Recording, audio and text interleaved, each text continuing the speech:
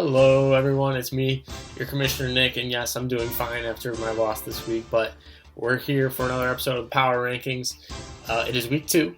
It is rivalry week. Lots of rivalry matchups in store. It's also overreaction week. A lot of crazy stuff happened this weekend. Not sure what to believe is going to be true for the rest of the year, so stay tuned. Let's take a look, and let's get right into it. Number 12.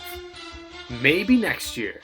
No dub for Nick Chubb or Lance's team as they lost to Ryan to open up the year. On the bright side, Marlon McKeely's injury opens up the door for rookie running back Jonathan Taylor to be a star. Big matchup this week against your son Luke. Gonna need all the grit you have to take him down. Number 11. A work in progress.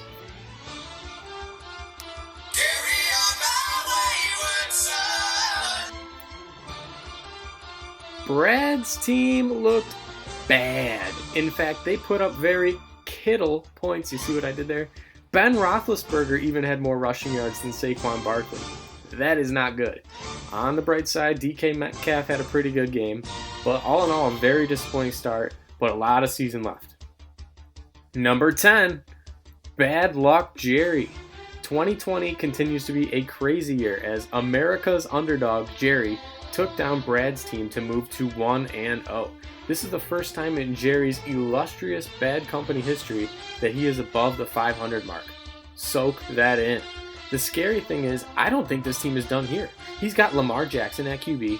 Eckler is going to be better. Hines had 2 touchdowns this past week. Slayton and Watkins had huge games. Even Allen Lazard on the bench performed very well.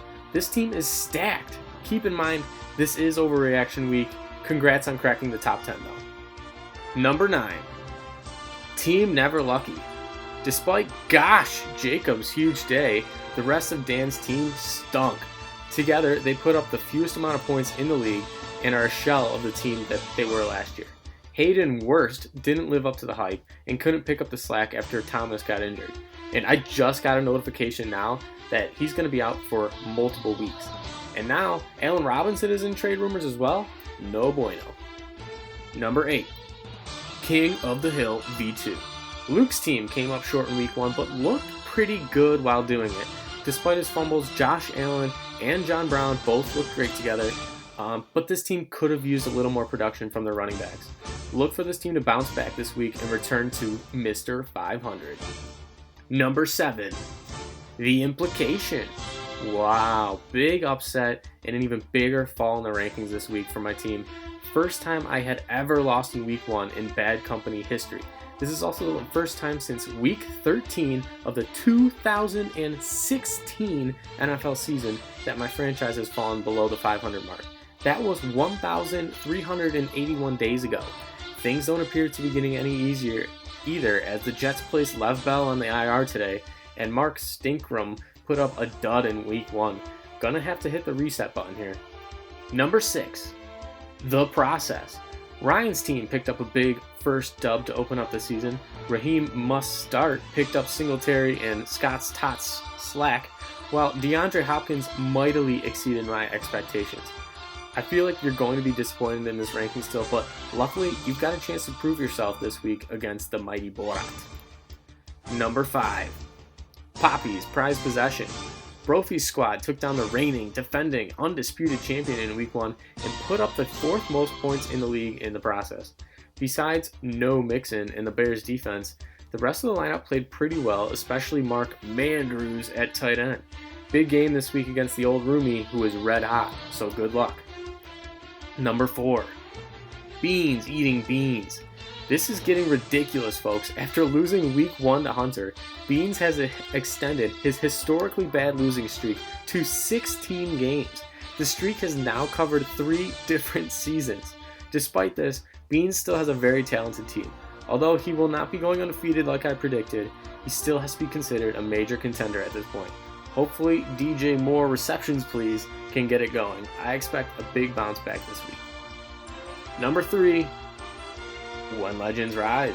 Mr. Unlimited Russell Wilson was able to air it out and lead Frank to his first win of the season. However, he wasn't even the top QB on your team as Aaron Rodgers put up 38 angry points. As for the rest of the lineup, nothing super spectacular, but a solid job just by about everybody. And this team can acquire an actual RB2 instead of Cohen. This team is legit. Number 2, RIP Harambe. Oliver's squad had a big week 1, courteous of Devontae Goddamn's huge performance. This team even put up the most points in the league.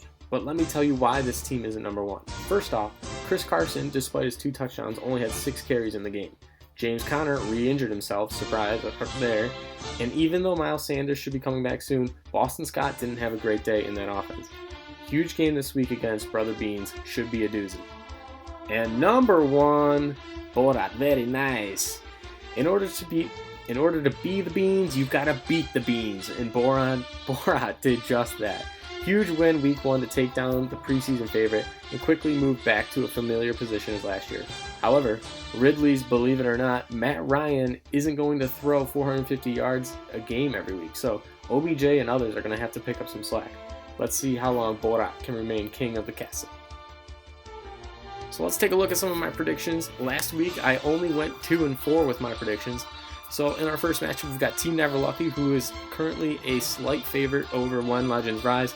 I'm taking When Legends Rise in that one. In our next game, King of the Hill V2 versus maybe next year, I'm taking Mr. 500 to get back to 1-1. Then we've got my very own The Implication taking on my brother, a work in progress. I'm going to go with my squad, absolutely. Next game, we got another brotherly battle. It's RIP Harambe taking on his brother Beans. I'm going to take Beans in this one to get back to 1-1 and the long losing streak. And then we've got The Process versus Borat, very nice, in a crazy historic rivalry here, but I'm gonna go with Borat, very nice in that one as well. And on to the game of the week. That's right, it is the return of the Battle of Keo 130. It's Poppy's Prize Possession taking on Bad Luck Jerry, a couple of undefeated teams. Who would have thought coming into this one? So we've got Poppy's team, he's got strength at tight end, weakness at quarterback. On the other side, we've got Bad Luck Jerry, who's got strength at quarterback, weakness in the front office. It's going to be an interesting matchup, but Brophy's undefeated in this matchup, and you can never take Jerry in a primetime game. That's why I'm going with Poppy's Prize Possession to move to 2-0. And that is our show. Thank you so much for watching. Good luck to everyone this week. Have a great night.